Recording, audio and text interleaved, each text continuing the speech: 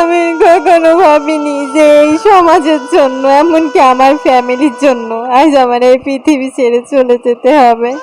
যে সময় ভেবেছিলাম আমার ফ্যামিলি আমার সাথে থাকবে, কেউ আমার সাথে না থাকলো, কিন্তু সেই ফ্যামিলি আমার সাথে এমন ব্যবহার করলো।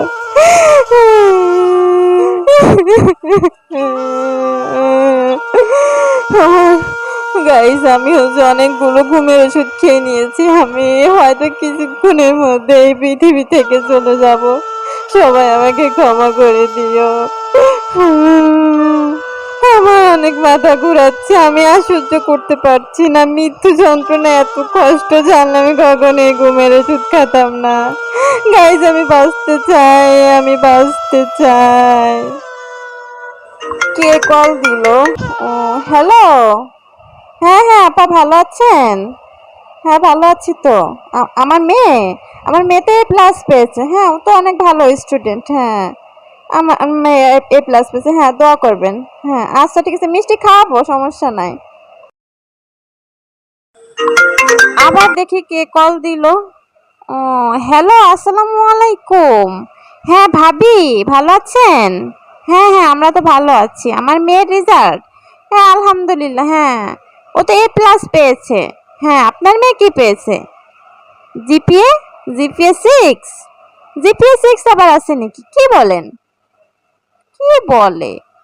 তার মেয়ে নাকি জিপিএ 6 পেয়েছে? তাহলে তো আমার মেয়ের কথা জিপিএ 7 বলতে হবে। হাই রে, এবার আমার ননদে কল করছে। হ্যালো আপা।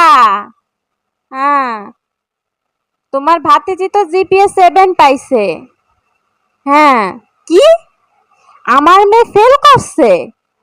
না না না, এটা আমি বিশ্বাস করতে পারলাম না।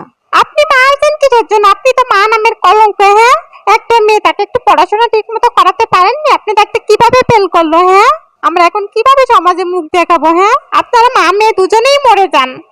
আচ্ছা থাক, পরে কথা বলি। হ্যাঁ আচ্ছা ঠিক আছে। এই রোদেলা, এদিকে আয়।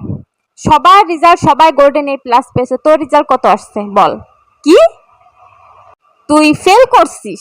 আর এই কথা তুই আমাকে এখন বলছিস? আমি সবাইকে বলছি যে A+ পেয়েছে, আর তুই এখন কিনা আমাকে বলছিস যে তুই ফেল করেছিস? হায় রে আল্লাহ, আমি আর বেঁচে থেকে কি করব? আমি এত যাবত কি করলাম? এত টাকা পয়সা তোর পিছনে কেন খরচ করলাম? কি বললি তুই ফেল করছিস? আবার এই কথা তুই আমাকে বলিস? দাঁড়া, আমি তোকে আজ কি করব? তোকে আমি আজকে মেরেই ফেলবো। তোকে আমি রাখবো না। তুই মরতে পারিস না? হ্যাঁ, তুই মরতে পারিস না? বেঁচে থেকে কি করবি?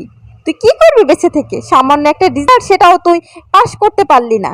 তোর মতো মেয়ে আমার দরকার নেই। তুই যেদিক পারিস সেদিক চলে যা, মরে যা, আমাকে মুক্ত কর। তোর জন্য আমার মান সম্মান সব নষ্ট হইছে। আমার তোর মতো মেয়ে আমার দরকার নেই। তুই চলে যা, চলে যা, মরে যা, মরে যা। আজ আমার মা নিজের মা হয়ে এই কথা বলতে পারলো। আমি বাইরে যেতে পারছি না। সবাই আমাকে, যে কোনোদিন আমাকে কল দেয়নি, সেও আজকে কল দিয়ে বলতেছে যে তুই নাকি ফেল করেছিস।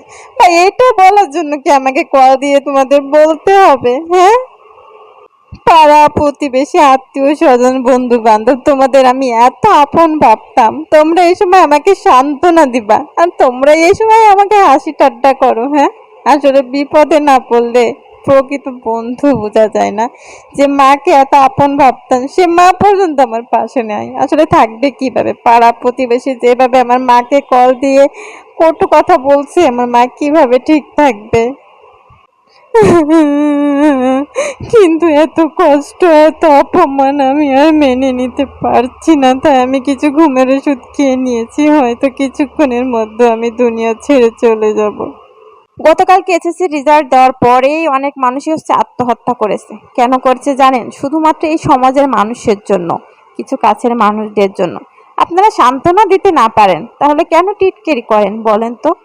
আর যারা খারাপ রেজাল্ট করে ভেঙে পড়েছে, তাদের আমি কিছু কথা বলি। যে কোনো পরীক্ষা কিন্তু জীবনের একটি অংশ মাত্র। এই যে সামান্য রেজাল্টের জন্য তোমরা আত্মহত্যার মতো একটা পথ বেছে নিয়েছো, 2 দিন পর হয়তো এই রেজাল্টের কথা কেউ জিজ্ঞাসাও করবে না। এই রেজাল্টটা কিন্তু শুধুমাত্র একটা কাগজের টুকরা। কিন্তু তুমি কি জানো, তুমি কিন্তু তোমার মা বাবার কাছে কলিজার টুকরা। তুমি হয়তো মরে গিয়ে এই সমাজ থেকে রক্ষা পাবে, কিন্তু তোমার মা বাবা তোমাকে ছাড়া এই সমাজের কাছে কিভাবে বেঁচে থাকবে? আর একটা কথা মনে রাখবে, মহান আল্লাহ তাআলা কিন্তু তোমাকে কোনো না কোনো মেধা দিয়ে দুনিয়াতে পাঠিয়েছেন। তোমার ভিতর যে মেধাটা আছে সেই মেধাটাকে খুঁজে বের করে নিজেকে সমাজে প্রতিষ্ঠিত করার চেষ্টা করো। একদিন দেখবে যে মানুষগুলো আজ তোমাকে নিয়ে উপহাসে মেতে উঠেছে, সেই মানুষগুলো একদিন তোমাকে টিকিট কেটে দেখতে আসবে, তোমাকে নিয়ে গর্ব করবে। তো আজকের ভিডিওটা এখানেই শেষ করলাম। যদি ভালো লেগে থাকে একটা সাবস্ক্রাইব করে দিবে। তো সবাই ভালো থাকবে। আল্লাহ হাফেজ।